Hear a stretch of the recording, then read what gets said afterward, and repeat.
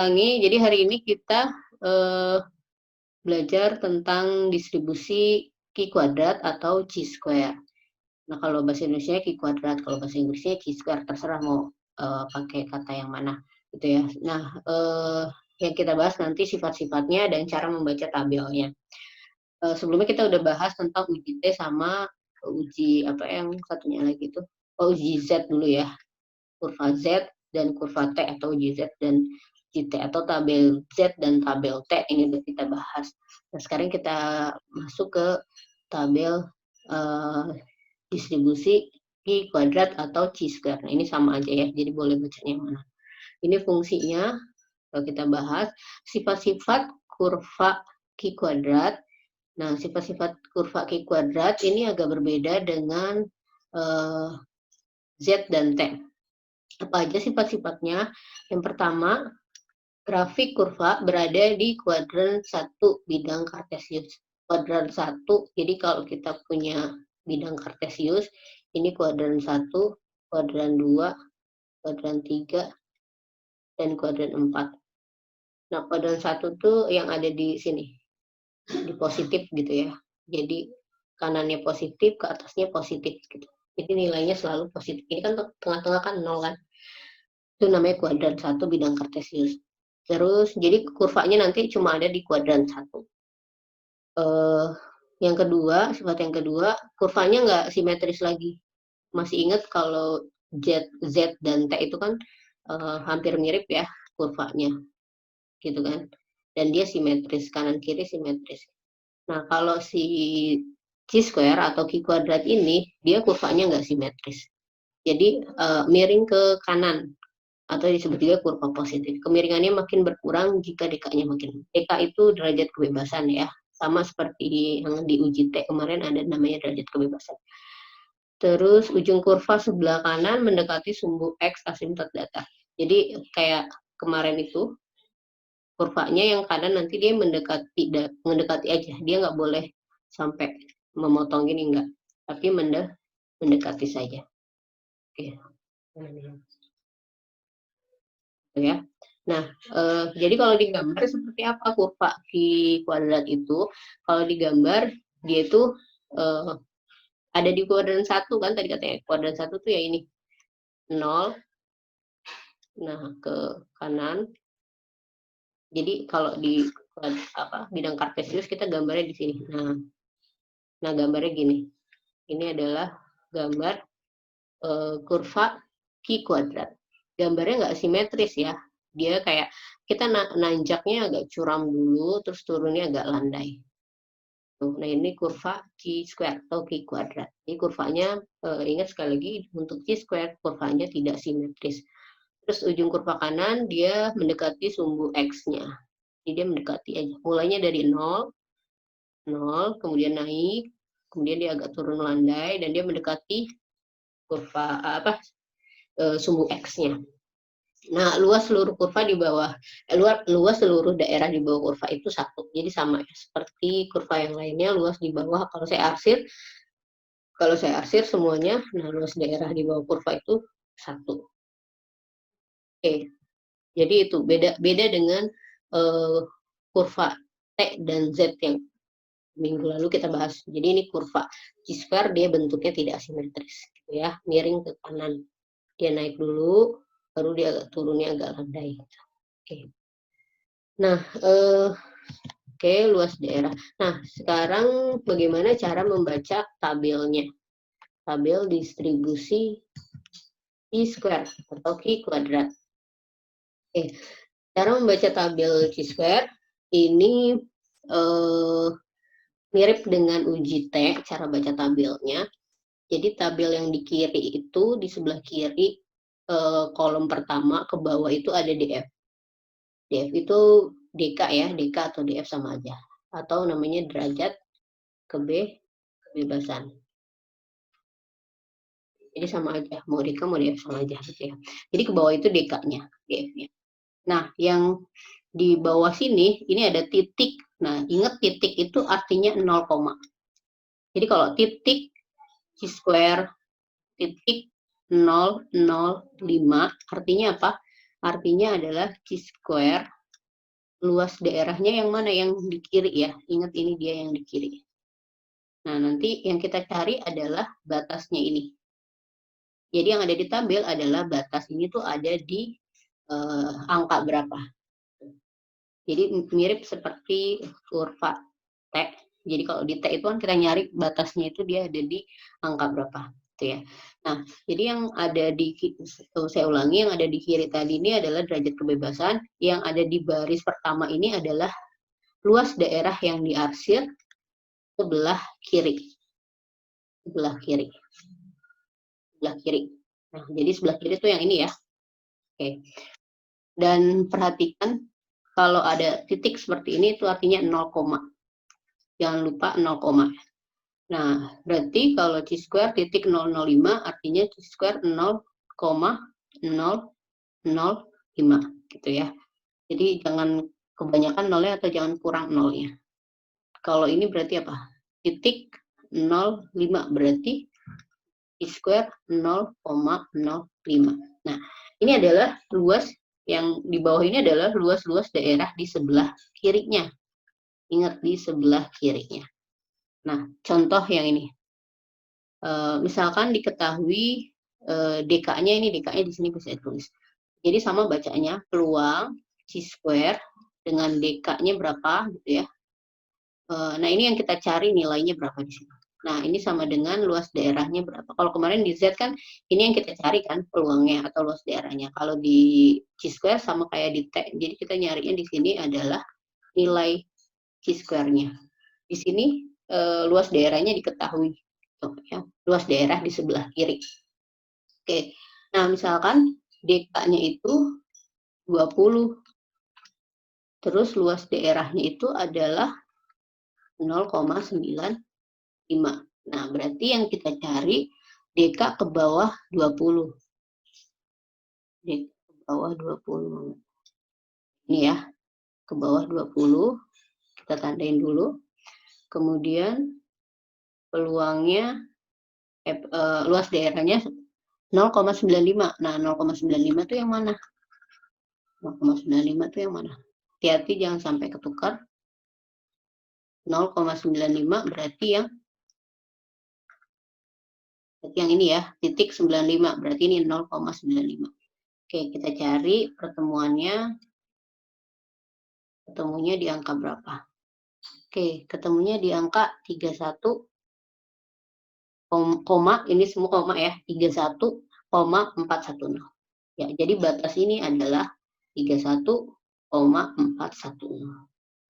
Jadi sama seperti membaca tabel T, cuma bedanya ini kurvanya tidak simetris.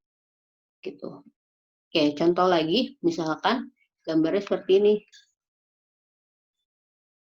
Oke, anggap aja bagus ya gambarnya.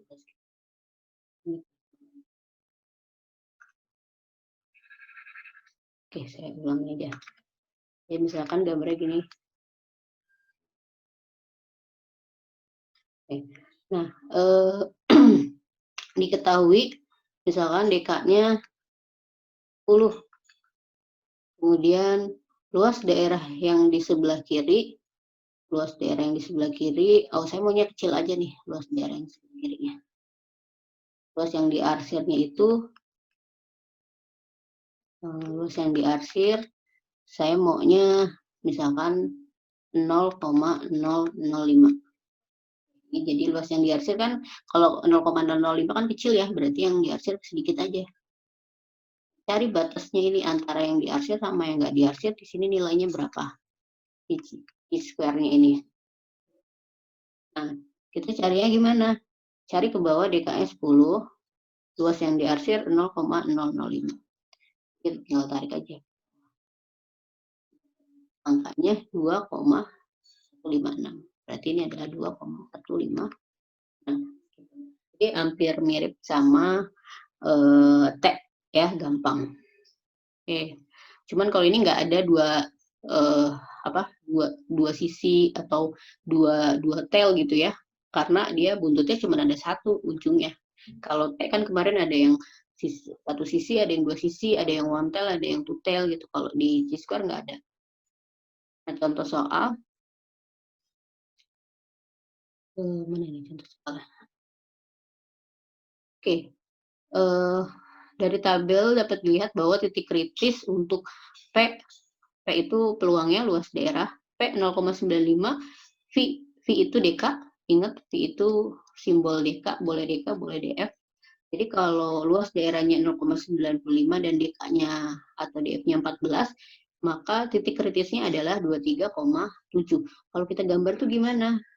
Nah, jadi peluangnya 0,95. 0,95 itu kan besar ya. Nah, anggaplah ini 0,95. 0,95. Oke. Terus DK-nya 14. Nah, berarti kita nyari di tab. Yang kita cari adalah titik kritisnya ini. Titik kritis itu adalah apa namanya? Batas antara yang diarsir sama yang nggak diarsir gitu. Ini titik kritis. Nah, ini yang kita cari di tabel. Oke, kita lihat 0,95 sama DK-nya 14. 0,95 itu yang ini kan, DK-nya 14, nanti dapat nilainya adalah 23,685. 23,685 atau 23,7. 23,685. Gitu ya. Oke, gambarnya nggak bagus. Nah, terus contoh berikutnya, tentukan titik kritis untuk DK9 jika luas sebelah kanan 0,05 dan luas sebelah kiri 0,025. Nah, hati-hati untuk yang ini. Untuk yang ini kan titik kritisnya ada dua nih. Diketahuinya ada dua. Ada luas daerah sebelah kanan dan luas daerah sebelah kiri. Nah, jadi kalian harus bisa gambarnya dulu. Gambarnya itu seperti apa sih? Ya, luas daerah sebelah kanan ya berarti yang diarsir sebelah kanan. Kalau luas daerah sebelah kiri berarti yang diarsir yang sebelah kiri. Yang sebelah kanan itu luasnya berapa? Sebelah kanan 0,05, berarti ini luasnya 0,05. Yang sebelah kiri luasnya 0,00 berapa itu? 0,0025. Yang kiri luasnya 0,025, yang kanan luasnya 0,05. Nah, cari titik kritisnya. Titik kritis itu tadi batas antara yang diarsir sama yang tidak diarsir.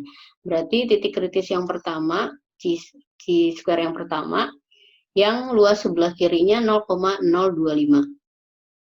Yang gampang kan yang kita cari berarti yang luas kirinya ya, 0,025. Karena di tabel itu adalah luas yang di sebelah kiri. DK9 yang ini Chi-square-nya 0,025. Mana 0,025? Oh ini ya. 0,025, DK-nya 9, berarti kita cari. Ini. Ya, jawabannya adalah 2,700 atau 2,7. Jawabannya Chi-square yang pertama adalah 2,700 atau 2,70 boleh, atau 2,7 boleh. Nah, hati-hati untuk yang kedua ini. Yang kedua kan dia luas sebelah kanan ya. Sedangkan di tabel itu adalah luas sebelah kiri yang diketahui. Nah, jadi gimana caranya? Ya caranya harus kita kurangi. Kan seluruhnya 1. Dia diketahuinya yang sebelah kanan. Di tabel nggak ada luas daerah sebelah kanan, adanya luas daerah sebelah kiri. Maka yang ini harus kita kurangi dulu. 1 dikurang 0,05, ini berapa? 0,995. Nah, jadi Chi-square yang keduanya ini adalah luas daerah sebelah kirinya 0,95. Jadi cari 0,95 itu yang mana? 0,95, DK-nya tadi 9. DK-nya 9, berarti yang ini ya. Nah, ini dapat 16,919. 16,919. Nah, ini jawabannya. 16,919. Jadi Chi-square yang kedua adalah 16,919. Jadi yang kita cari jangan 0,05-nya, tapi 1 dikurang 0,05. Karena yang di tabel itu adalah luas daerah yang diarsirnya itu yang sebelah kiri. Sedangkan yang diketahui di soal adalah luas daerah yang sebelah kanan. Tuh, ya.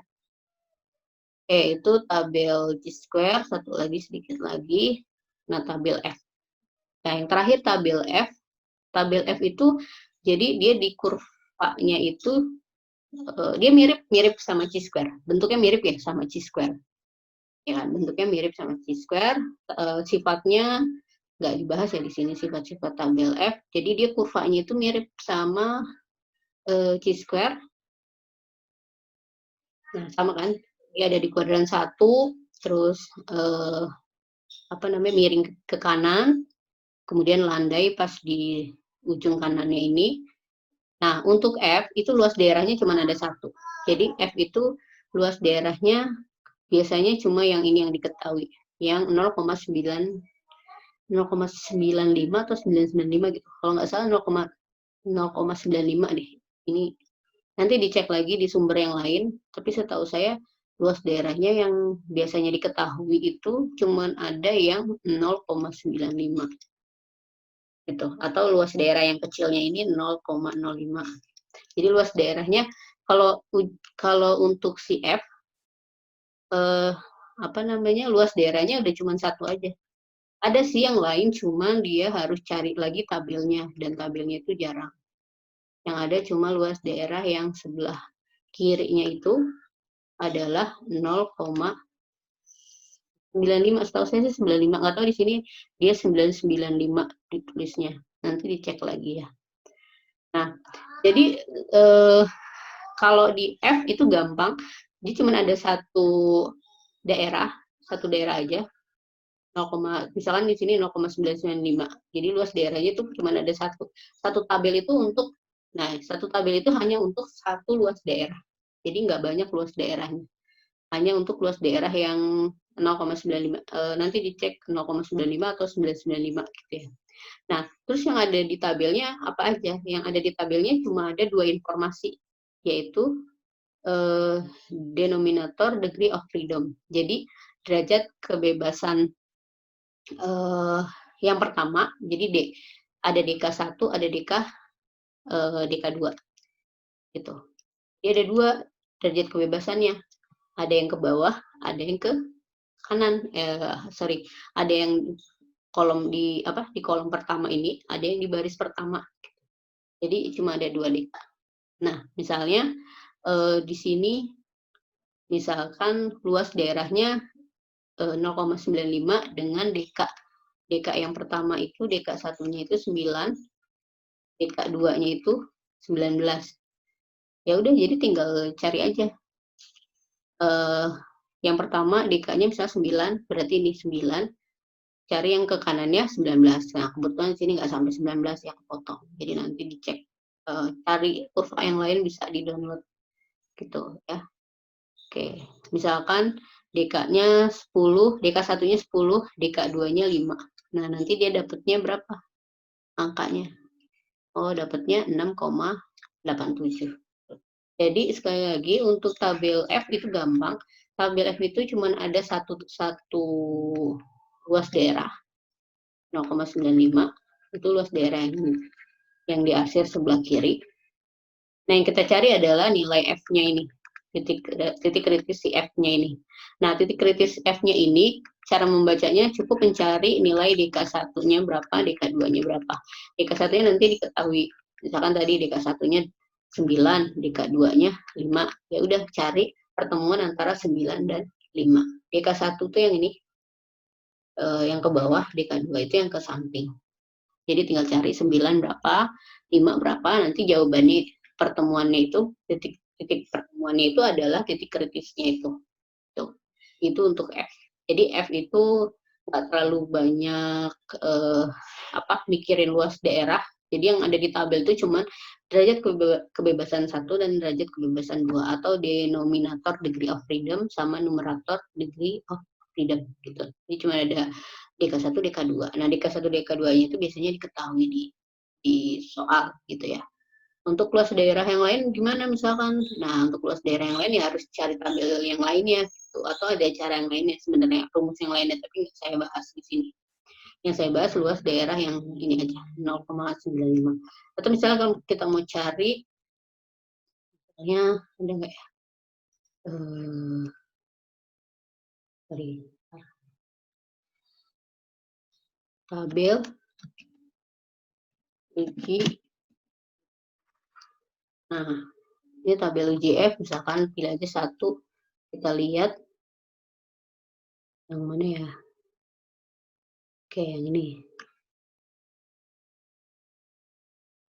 Ya, cara membaca. Nah, di sini ada tabel. Oh, ini juga dia nggak ini ya. Yang ini deh. Tabel F yang lengkap mana ya?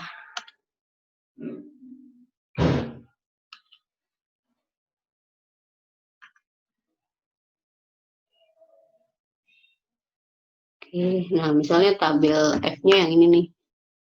Oke, nah jadi ada, sorry, yang ke kanan itu DK1 ya. DK1 sama DK2 yang ke bawah. Saya lihat lagi yang lain. Saya suka ketuk.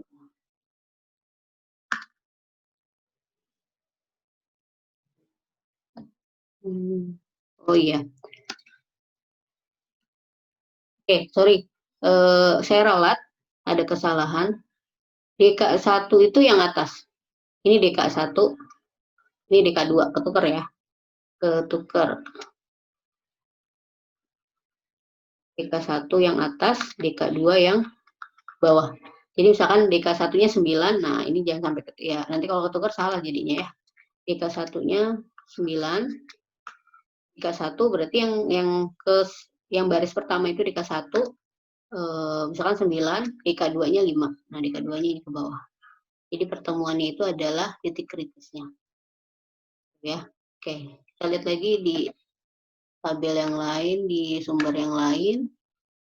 Ya, ini baris yang pertama itu DK1, derajat kebebasan 1, yang ke bawah itu DK2 atau derajat kebebasan 2. Nah, tabelnya itu cuma ada satu aja luas daerahnya. 0,95. Ini kayaknya kelebihan 0,95. Oh ya, oke. Sampai sini ada pertanyaan?